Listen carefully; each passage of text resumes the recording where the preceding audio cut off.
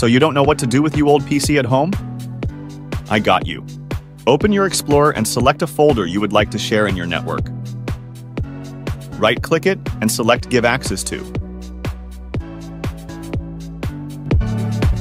Now choose Everyone and confirm.